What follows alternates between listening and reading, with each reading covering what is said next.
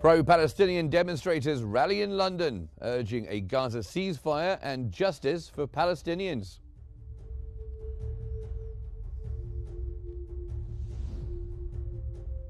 Clashes erupt near Soeda as Bedouin fighters confront Syrian forces over displacement claims.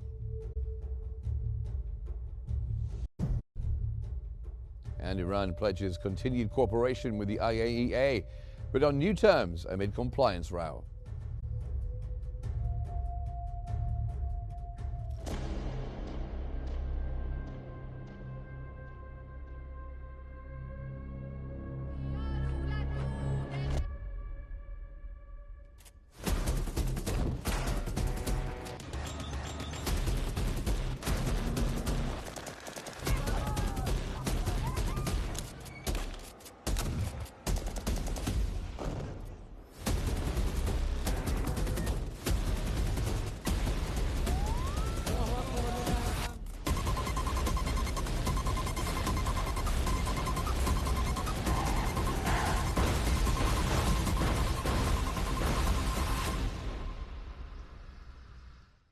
Good evening and welcome to our main evening bulletin here at Qnews. I'm Mark Summers.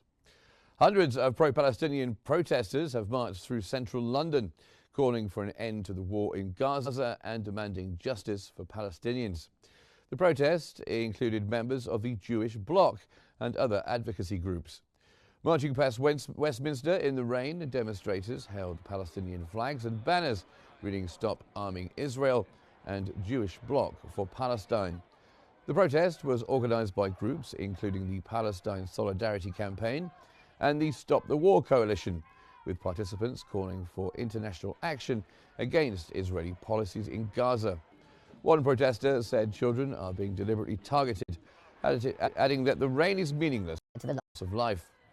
Another called Israeli Prime Minister Benjamin Netanyahu a criminal, urging his arrest by the International Criminal Court. Police monitored the demonstration, which at one point faced a small pro-Israeli counter-protest. Despite the weather, turnout remained strong, with protesters demanding an immediate ceasefire and justice for Palestinian civilians.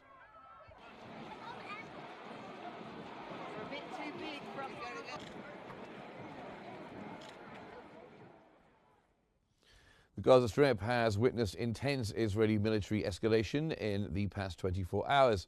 With Israeli media reporting a severe security incident in Qnews that required airlifting wounded soldiers. That comes as Israeli strikes killed 43 Palestinians, including 32 awaiting humanitarian aid, as bombardment targeted various areas. The Israeli Occupation Army claimed ongoing destruction of Palestinian resistance infrastructure and weapon depots, launching 90 airstrikes on Hamas-linked sites across Gaza. Medical sources confirmed the rising death toll, with casualties reported in the Palestinian side of Rafah, Qnews, Jabalia and Gaza City.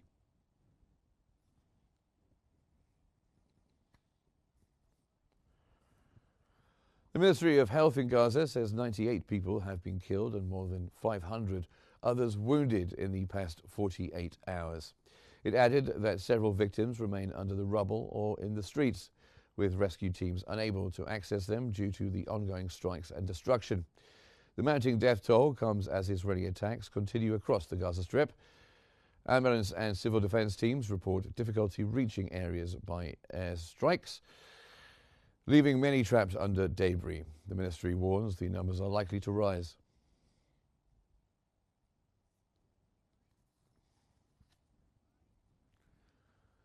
The death toll from the Israeli occupation's assault on Gaza has reached 58,765, with over 140,000 others wounded since October the 7th, 2023. Palestinian medical sources say these figures include almost 8,000 killed and more than 28,000 injured since March 18th, when Israel resumed its airstrikes following the collapse of a ceasefire. Medical teams continue to report rising casualties as bombardments intensify across the Strip. The latest surge in fatalities underscores the devastating impact of the ongoing Israeli aggression and the continued collapse of humanitarian conditions in Gaza.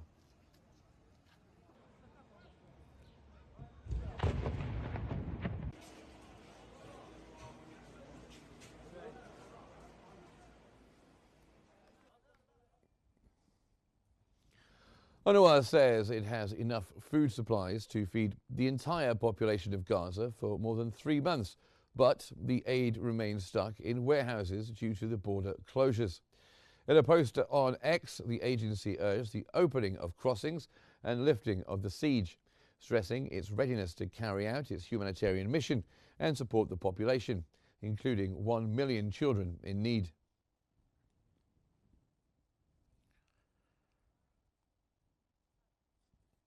The Palestinian Foreign Ministry has condemned what it called the latest massacre by Israeli forces in northern Rafah, where dozens were killed and wounded at an aid distribution center. In a statement, the ministry said the attack is part of a pattern of deliberate killings targeting over 2 million people in Gaza. It accused Israel of using bombardment, starvation, and denial of medical care to impose forced displacement on the population.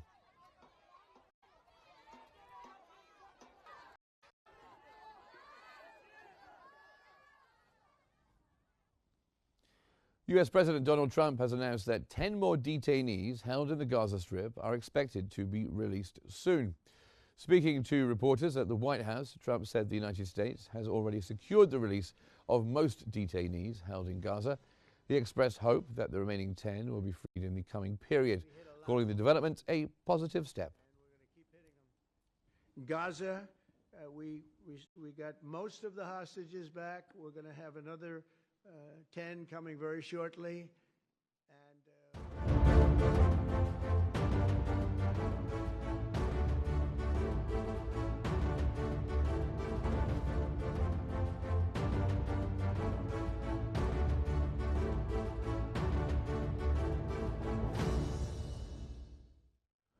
Tensions have escalated near the southern Syrian city of Suwaida, where armed members of Bedouin tribes have clashed with security forces while attempting to enter the city. The unrest follows accusations of displacement and violence. Armed Bedouin tribesmen were seen in the town of Walga, just 2 kilometers from Suwaida, confronting Syrian internal security forces. Some were blocked at checkpoints, but others managed to cross into the city. A member of the Al-Qaeda tribe, Sami al-Hafel, vowed they would not leave until Suwaida was brought fully under Syrian state control. He claimed the tribes are targeting only those responsible for displacing Bedouins, not the Druze community at large. The remarks come amid rising fears of sectarian clashes in the area as armed men move through the rural roads with minimal state control. Security forces continue efforts to contain the situation and prevent further escalation.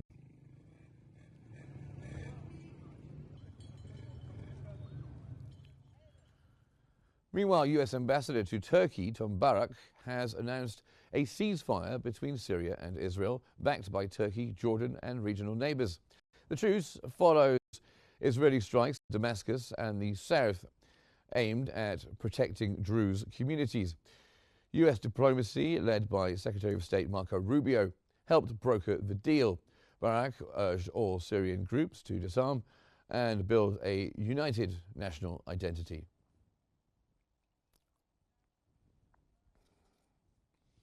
Despite this announcement, renewed clashes have erupted in Shahbar, north of Suwaida, between local factions and tribal fighters, resulting in 10 fatalities so far. In response, forces have begun deploying across Suwaida to restore order and stability. The Syrian Interior Ministry affirmed the government's unwavering commitment to re-establishing security and ensuring the safety of all citizens in the region.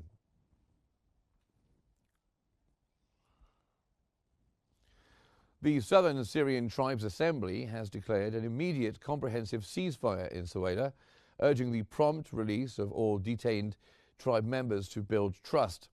They demand safe, unconditional return of all displaced persons to their homes and villages. This follows an agreement between the government and local elders, allowing security forces full access across the province. Meanwhile, Syrian health officials report at least 260 dead and more than 1,600 injured, though some media suggest casualties are significantly higher.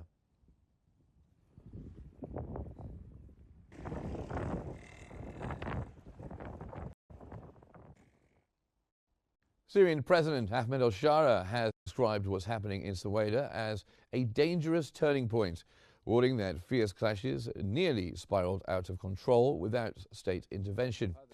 He blamed Israeli strikes for escalating the crisis and highlighted retaliatory attacks by armed groups, which triggered further tribal mobilization.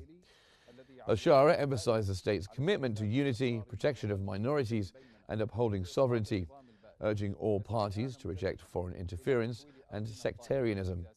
He called for wisdom, national cohesion, and adherence to law to safeguard Syria's stability.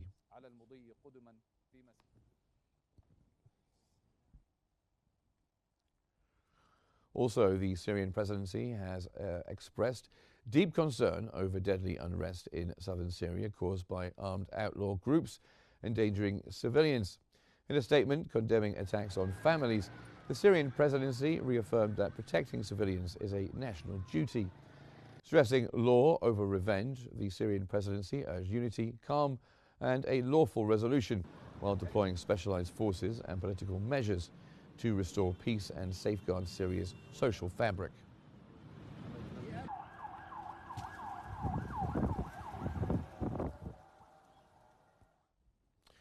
Israel has granted Syrian internal forces limited 48-hour access to Suwaida to help end deadly clashes between Druze and Bedouins that have killed over 300 people. Despite earlier bans on Syrian deployments, Israel shifted its stance amid Druze community concerns. That comes as Damascus plans a coordinated military and political effort to restore calm, while fears persist as Bedouin reinforcements continue arriving.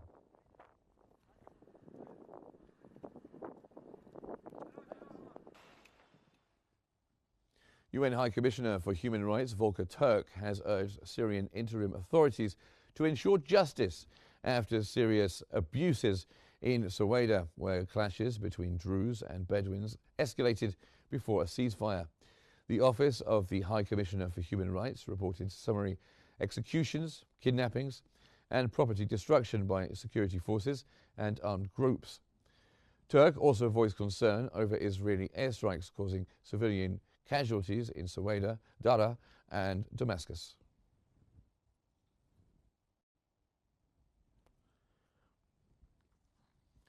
The UN has condemned Israeli airstrikes and internal clashes in southern Syria, urging respect for Syria's territorial integrity and civilian protection. Recent violence erupted between the Druze and the Bedouin tribes in Suwaida, with Syrian interim forces intervening amid Israeli strikes on Damascus, Suwaida, and Dara. The UN highlighted grave human rights abuses, including killings and looting by various armed groups. Calls for restraint, transparent investigations, and accountability were emphasized to halt the bloodshed and protect vulnerable communities.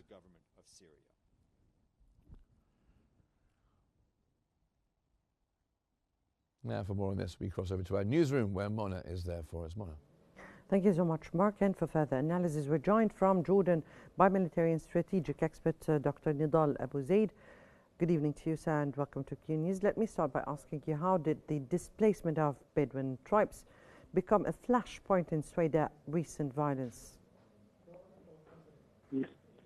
First of all, good evening, and thank you very much for this meeting.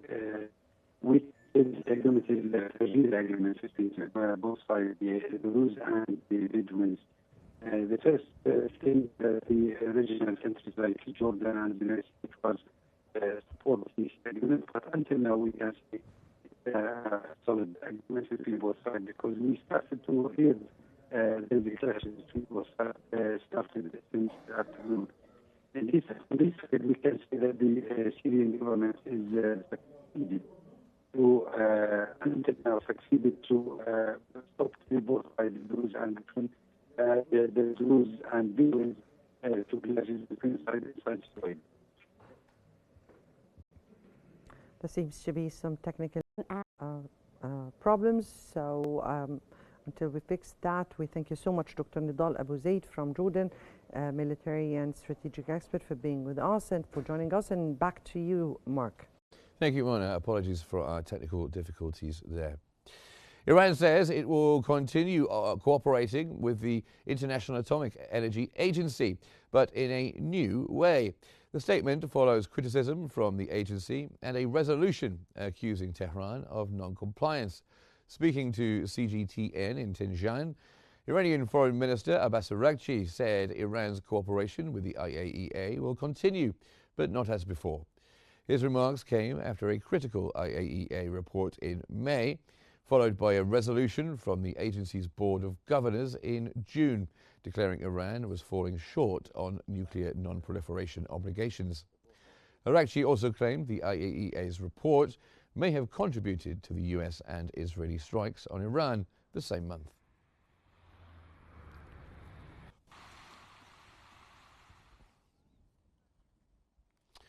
Now, a first-of-its-kind downhill biking event has taken place in Petare, Venezuela's largest slum. Riders raced through steep stairways as residents cheered them on, hoping to showcase a different image of their community. Riders sped down narrow staircases and winding alleys in Petare, turning one of Latin America's largest barrios into an urban biking track. Among them was six-time national mountain biking champion Miguel Diaz, who said the event was aimed at inspiring youth to take up sports. Organizers called it Venezuela's first urban downhill competition. They hope it will attract tourism and be replicated across other iconic neighborhoods in Caracas. Local resident Martina Sucre said the event is part of a broader effort to change how communities like Petare are perceived, not as dangerous places, but as homes to talented and resilient people.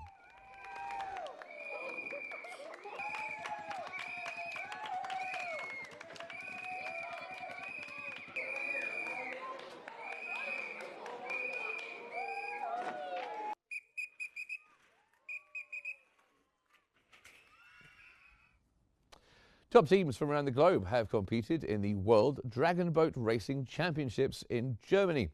The event showcased athleticism, team spirit, and a growing global passion for the ancient sport. Paddling in perfect rhythm, teams raced to the finish in Brandenburg and Havel, including crews from the United States, Australia, China, and Canada. Australian athlete Clarice Samu said the sport's unity and shared energy set it apart from anything she's done before. As a US competitor called the level of competition exciting, training nearly every day to prepare.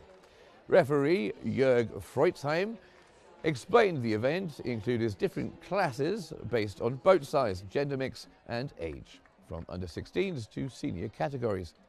Canada took top honours in one race, followed by Australia and the United States, as cheering crowds applauded every medal ceremony and national flag on display.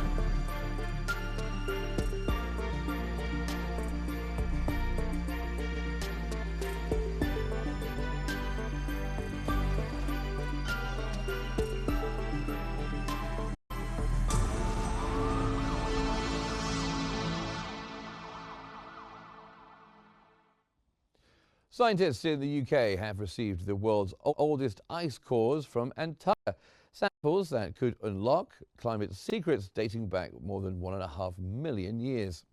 Extracted from almost 2,800 meters beneath the surface at Little Dome Sea in East Antarctica, the ancient ice cores were recovered by an international team led by the British Antarctic Survey.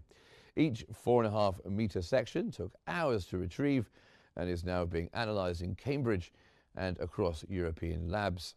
The goal: to study Earth's atmospheric history and greenhouse gas levels over deep time.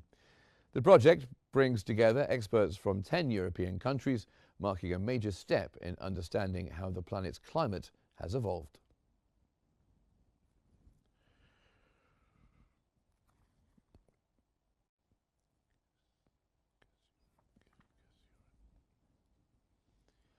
Now, the Turkish capital, Ankara, has been experiencing severe flooding since Friday evening due to a powerful storm that struck the Kesourian district, bringing heavy rainfall. The torrential rain inundated streets, flooded several homes and shops, and caused major disruptions to daily life and traffic flow. The most affected areas include Kesourian, Mamak, and Kankaya, where partial building collapses were reported and several vehicles were swept away by the floodwaters.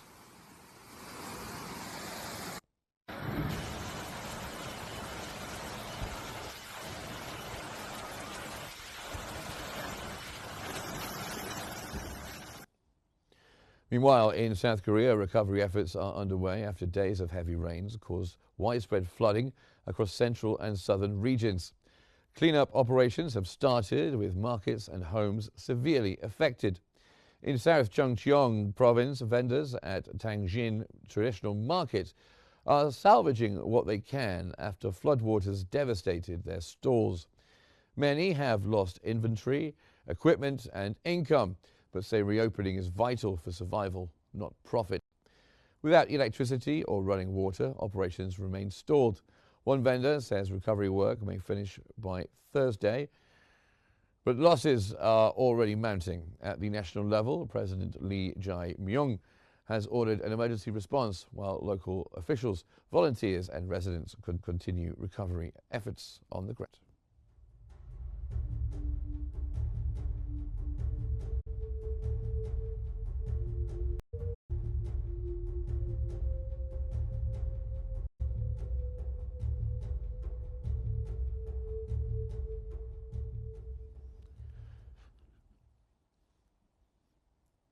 Now, some breaking news as we go live to Tel Aviv in what has become known as Hostage Square, as thousands of protesters rally to protest Prime Minister Benjamin Netanyahu's policies and are calling for the return of detainees. The streets of Tel Aviv pulsed with grief, anger and contradiction. What began as calls to bring back Israeli detainees has now grown into a nationwide reckoning over the war and over democracy and, of course, over the soul of the state.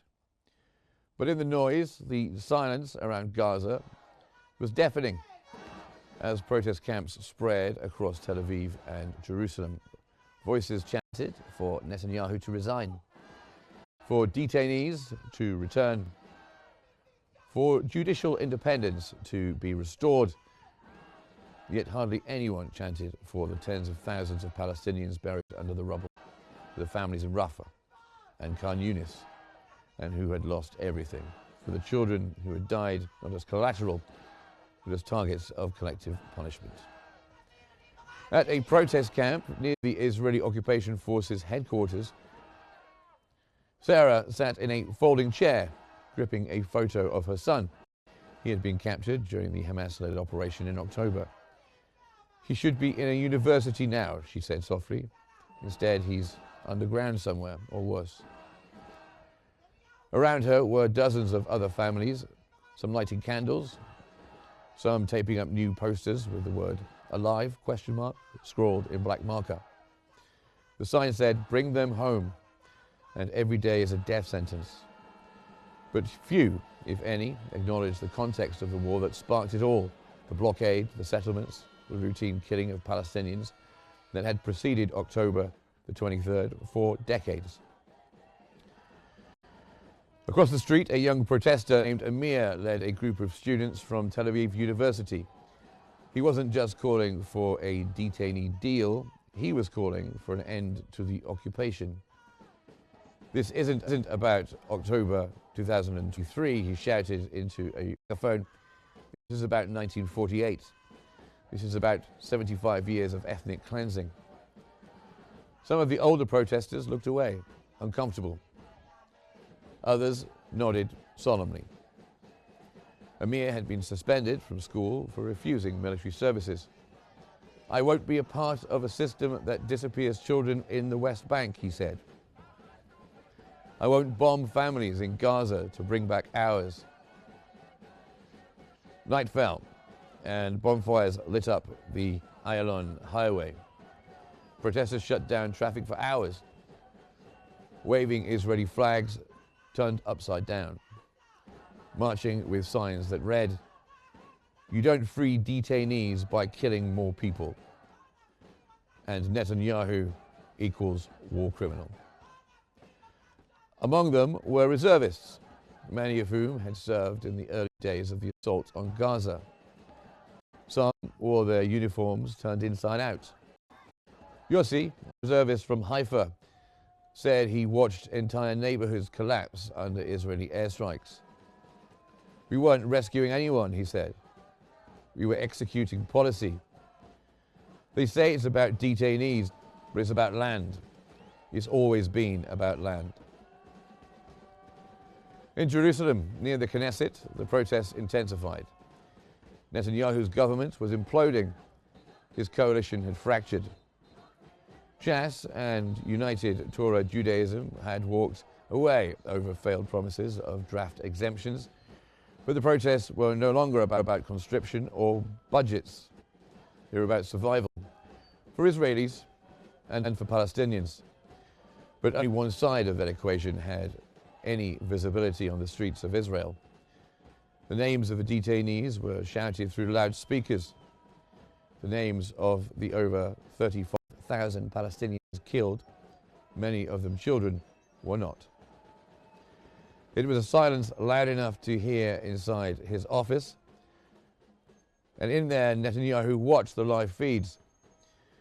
His aides briefed him nervously, "Sir, we no longer have a majority. The protests are growing daily. Even the reservists are walking out." But Netanyahu barely blinked. "As long as they shout about detainees and democracy, not Palestine, we're fine," he said. "Let them scream, let them march." The real fear, he knew, was that the lines would begin to blur, that Israelis would start to connect the dots between Gaza's destruction and their own unraveling. So far, they hadn't. Saturday nights in Tel Aviv had become ritual. Thousands gathered in Habima Square, waving flags, lighting candles, playing drums. A new group had joined the protests. Left-wing activists, Mizrahi Jews, Palestinians with Israeli citizenship. They chanted in Hebrew and in Arabic. They held signs that read, "No, there's no democracy under apartheid, and every detainee is a political prisoner." For the first time, a few carried the Palestinian flag. The police tried to silence them. Some were arrested. One protester had her nose broken by a riot officer. But still they returned, week after week. They weren't marching just for the Israeli detainees. They were marching for the 2.3 million Palestinians still locked inside a strip of land where clean water had run out months ago, where every hospital had been bombed, where no child knew what it was like to sleep without the hum of drones overhead. By July, polls showed that a majority of Israelis supported ending the war in exchange for the return of the detainees. But that support rarely extended to acknowledging the scale of Palestinian suffering. Few called for accountability for war crimes. Fewer still questioned the legitimacy of siege warfare or the forced displacement of hundreds of thousands. The protesters had come far, but not far enough.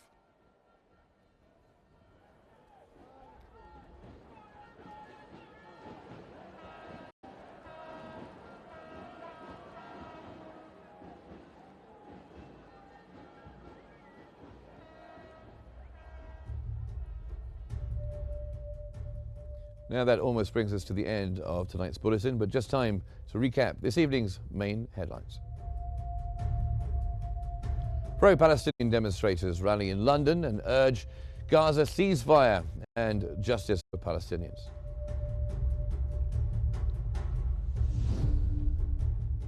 Clashes erupt near Suwaida as Bedouin fighters confront Syrian forces over displacement claims.